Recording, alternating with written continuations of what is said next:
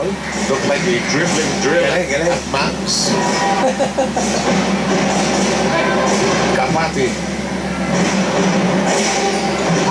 Tumama may have traveled. That's a good call. He wanted to pass to Emata who was covered. Tapos gusto niyang ibalik dun sa pinanggalingan ng bola. Once again, kanina bumaba na yung kalamangan. Sa 12, umakyat na naman muli sa 16.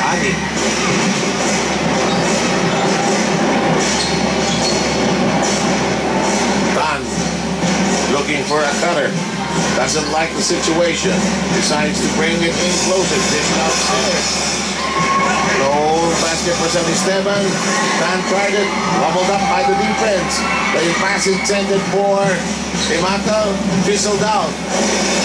Araneta. Nice drive, no production.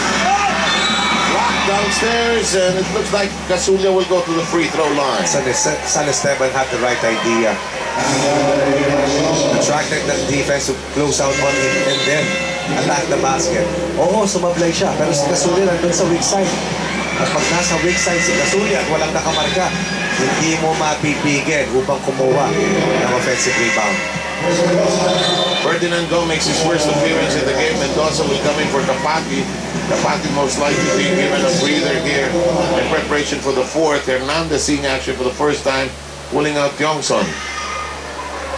Still no headway para dito sa build-out. Hindi nila makuha yung momentum no? Na talagang 8-point cluster, they have reached the 10-point barrier. Let's see. Off-speed sila naman ngayon. Di ba kung volleyball, in-off-speed sila ng AFP, kino-contra-tension. Pag nagmamadali sila, nakapagalan, the half-court set.